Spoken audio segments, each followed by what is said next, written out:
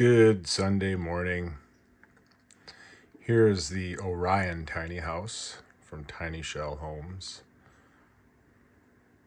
It's set on a 16-foot Iron Eagle trailer with the rectangle bump out over the tongue, which you're looking at now as a window seat.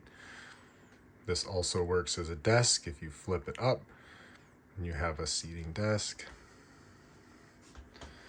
The kitchen table is currently my practice station at this moment, but modulates into a breakfast or dinner station for 4. Market garden sits outside. You can see the primitive gray water we're using right now. This is a winter solution for the moment. Here's my kitchen set underneath the loft. Note I'm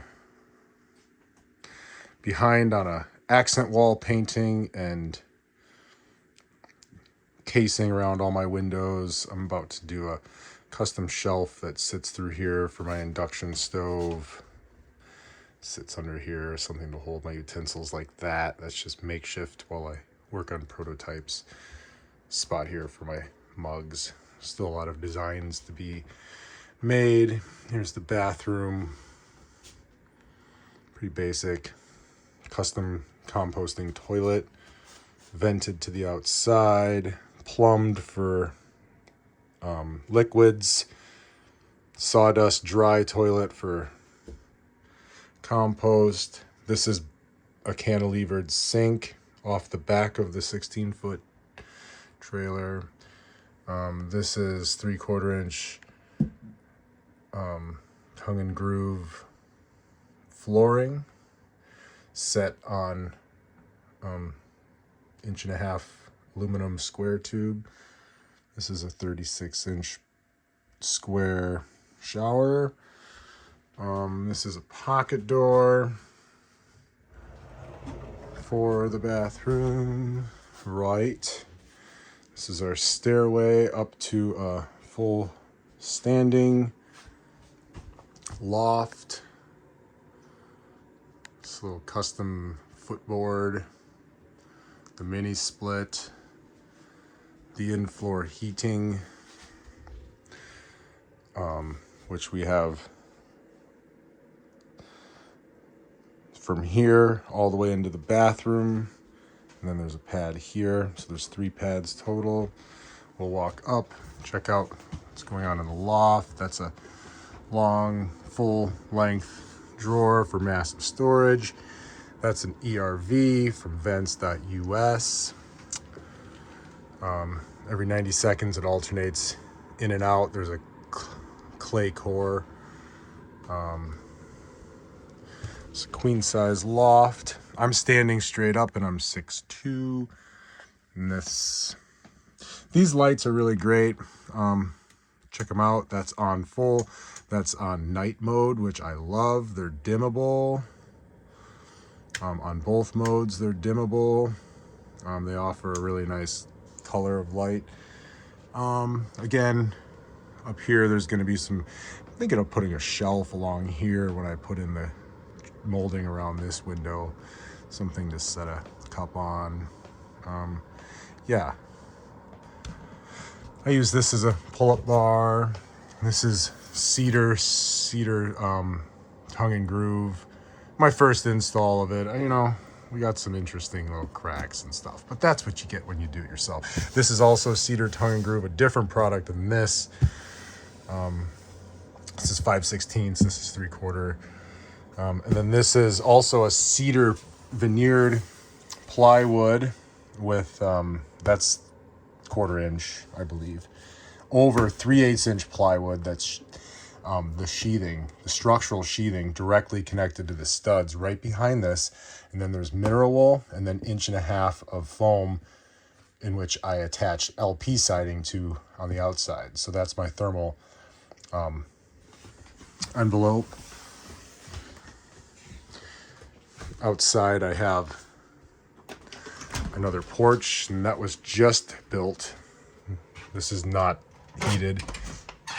thinking of putting a wood stove out here. So here's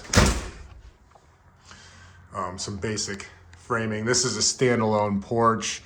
I've got it just gusseted with a end wall flashing type up under the LP Smart side, which is what this is. Now, don't judge my siding too much for my first attempt. And then this porch was obviously retrofitted to be here because I wanted that outdoor space. We're set.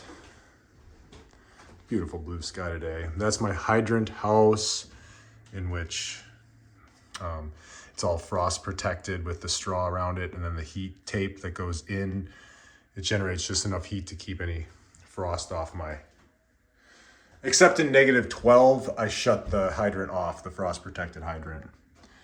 Yeah, so again, okay, we're on a dual. I think these are like 6,000 pound axles, or maybe 4,000 pound axles. I don't know, there's 2 of them.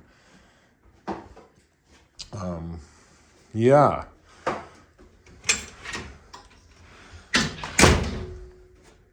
This is, a lot of this stuff I found in dumpsters was given for free. All these windows, materials. Of course, we're tiny house builders. We love to use materials. Real quick more about this loft. Here's how it's designed. So then it's gusseted with Ipe right here. So this angle iron aluminum won't buckle. Similarly, I have a piece of this type of Ipe perfectly sized this far into the end, so this can't buckle in case of any direct impact from things that may occur up in a bed. And then this is the similar ledger that's attached to the wall here too. We can see this is the same design that's going on this storage loft, which used to be a weight bearing because it was lower and I had seats up there, but I moved it overhead, so it just made more sense. But this is, again, the design. So we're gonna get trim and do some more finishing, some painting, make an accent wall, yada yada. So here's what I've coined Orion tiny house. Yeah, here's the little corner shelf / closet I've made to house some clothes and my yoga mat. And there's a ton of space up there. It's kind of just stuff shoved in there now, but I love the fact that I've got that storage. And then underneath my sink, I've got more storage too with these type of pull-out drawers that I made when I lifted the under here. So we've got some plumbing. That's a hot water sediment filter from the On Demand, which currently I'm about to replace the element. So with a hot water heater On Demand, you'll learn as you do plumbing that the sacrificial element needs to be accessible, but as you can see, I've only got about 3 inches above mine, so I can't pull the element, so I'm gonna have to redo some plumbing, drop that down about 9 inches, which I have just enough room, and then I'll be able to pull the element out and replace that, because the element has gone after already about 3.5 years of living here. Anyway, things you learn. I'm dragging my feet on it. I now boil water for my dishes and shower, and I sort of love it. Anyway, there's my under counter filter from Aquasana, 3-stage, love it. Yeah, so that's the drain for the overflow of the hot water in case you get a pressure relief. So it's all plumbed in. This drops down, shares the same outlet as the shower right next door, but the shower is on a HEPVO because I don't have room for a full P-trap in the undercarriage. Mechanical HEPVO, as is the toilet. Your urine separator, use a HEPVO mechanical filter.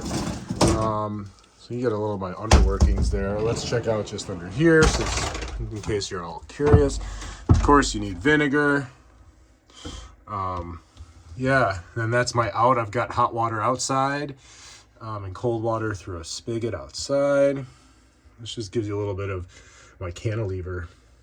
Anyway, there's 10 minutes of bliss. So I do put vents, air admittance vents. I'd show you my toilet, but I might do a whole other. That's a fan that's running full time out.